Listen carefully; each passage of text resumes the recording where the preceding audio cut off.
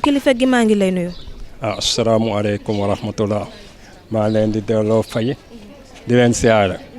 di leen déglu si laaj. baal ñu nga présenté wu le temps que ñuy dugg ci li nga xam ne moo di question yi. man Serif Dieng laa tudd nekk délégué quartier Sam Guediawaye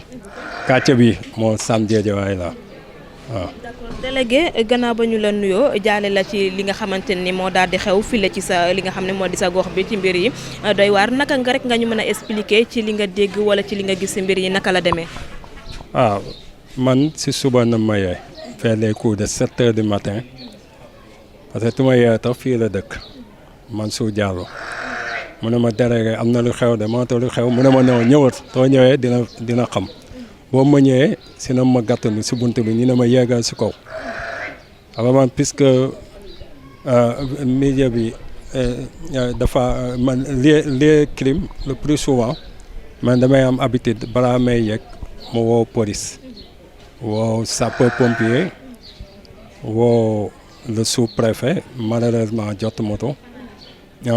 léegi wax neen boo ma woowee commissaire mu ne ma noo yëg nantu avertir nañ leen ba noppi léegi ñoom si nañu ñëwee boobu ñëwee si la ànd ñoom yéeg si kaw te boobu ñu yéegee si kaw fekk nañ benn xale bu ñu tëral waaw apparemment dañ to jam waaw ba noppi am na ñuy wax na dañ jam nantu mais ba noppi renditu mais moom mënu ma leen si wax mais recensé am na benn xale bu ñu fekk mu tëdd ñu muurtu li si des nag waa police ñëw nañu y'a la police scientifique ñëw nañu ñoonu poursuivre seen enquête waaw léegi nag waaw. xale bi mën nañu xam ay atam ci ñaata rek la tollu exactement. xale bi juróomu at la am juróomu at waaw xale bu ndaw la fàtte naa tax ba woo naa aussi waa AEMO parce que puisque protection de l'enfant woo naa rek ñoom aussi yabal nañ fi seen ndaw pour ñu am un suivi psychologique parce que am na ay xale yu fu nekkoon parce que xale bi amoon na ñaari xale yu mu nekkoon aussi waaw ñoo il faut ñu protéger leen moo tax moo waa AEMO pour ñu ñëw assurer le suivi psychologique des enfants waaw. d'accord mbir mi buñ ko xaymaa à peu près yan heure rek la am exactement. normalement man parce que dëkkuma si kër yi mais boo ma laajtee dama ma wax seen papa moom chauffeur de taxi la au plus 5 heures et 6 heures yooyu lay xëy. boo mu xëyee mu ne bàyyi na fa xale yi donc normalement diggante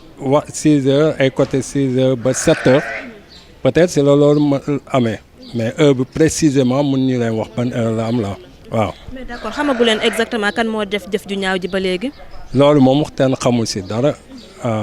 l'essentiel puisque mun si wax police waaw police nag moo war a jouer son rôle wax ñu au juste kan la xam naa moom lu si des bareetul. parce que tey ñëw nañ fi jël nañ fi lu mu fi war a jël ñoo ñu continuer di def enquête bi au niveau de la police yàlla mën na def balaa muy yàggu tuuti dinañu xam tam moo def mbir mi. li ma leen di xamal moom quartier bu ñu ko defee moom c'est la première fois mu am parce que quartier bi 1967 nañ ko créé mais quartier bu paisible la fii moom bu nekkee waxante dëgg la quartier jàmm la c'est la première fois lu mel nii am si quartier bi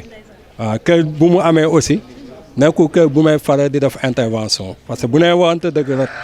kër boo xam ne ñi fa dëkk tam man xaw ma leen parce que c'est des locataires te loolu aussi locataires yoo xam ne peut-être ñuy ñëw aussi autant le locataire ti ñëw day identifié wu mais malheureusement léegi dañuy loué ñiy ñëw di ñu identifié wu moo tax doo leen xam mais je sais que kër bu ñuy tëj la en termes de sécurité danay ñëw fekk kër yi souvent day tëju te appartement yi aussi appartement bu nekk aussi day tëju.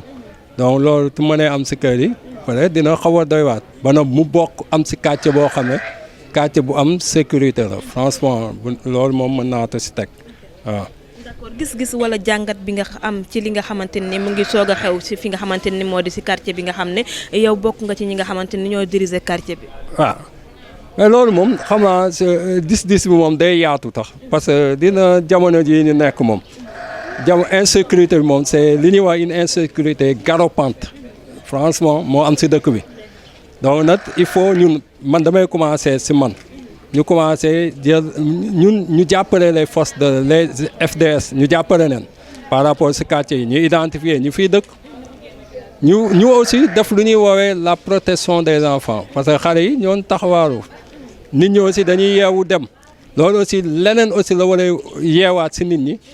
ñu bañ a dund à l'européenne parce que autant ñun danay dëkk ci quartier appartement dina dend xamante too dem teew maa ngi leen fi bàyyee sama njaboot moom mu sàmmal la sa njaboot mais bu nekkee léegi dañ dem ba benn mois ay appartement nañuy def ti nekk doo leen xamante nit mën na fa am mën na dugg si kër ba génn fi teen di la wax too set nit ñi xamante wuñu donc sur le plan social il faut nit ñi dana tiisawaat les relations parce que loolu aussi da jàngat la waaw lu leneen li si des aussi au niveau du quartier sécurité bi dana am en terme d'éclairage en terme de même ay comité de sécurité na ma tu fiy dugg danañu xamee diw moo fiy dugg lam moo ta fiy indi loolu yëpp war nañ si def loolu day jóge si ñun par rapport à la police aussi ñu dana jouer seen rôle di ñëw mu doon une police de proximité ama dañuy ñëw di def di dugg si quartier yi parce que quartier yi moom lu xew si société bi la moo xew si quartier yi on a une société violente donc loolu nag day feeñ si kër yi waaw donc man loolu la laa mën a am jàngat waaw. bi ñu la woowee jot nga gis li nga xamante ni moo di Khale bi situation yi nga ko fekkee fan lañ ko jam. yàlla def na ne man boobu ñu ma woowee parce que lu ma lay wax man je veux être aux normes là parce que police lu mu jiitu man du ma ci jiitu police boo ma woowee police laa bàyyi ba ñu ñëw ma yëg a ñoom mais pratiquement xale bi di su moto damaa fekk ñu sangutu waaw donc police aussi boobu ñëwee dañ leen bàyyi ñu jouer correctement seen rôle la waaw. d'accord message bi ngay lancé jëmale ko ci askan bi wala ci sénégalais yi nga xamante ni ñoo yeewoo fii la ci gox bi. waaw léegi nag man damay dalal seen xel rek parce que quartier bi moom dinaa dalal seen xel en même temps aussi di leen wax ñu dana vigilant waaw il faut vigilance am si parce que quartier bi c'est doonu quartier bu yaatu donc non autant ñun xamante woon nañu parce que lu ma la wax depuis 67 la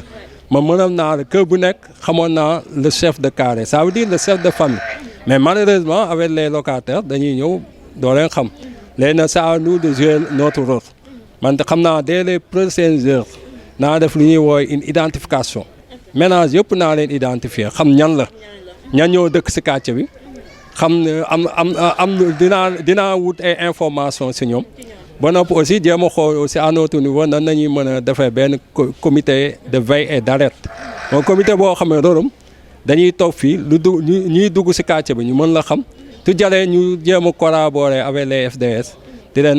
leen informer ba noppi aussi def benn brigade d'alerte de veille aussi si quartier bi waaw léegi nag lu si des naa dinañu góorgóorlu au niveau de la mairie ñoom aussi parce que l'éclairage aussi ça fait défaut au niveau du quartier là xam naa foofu aussi dina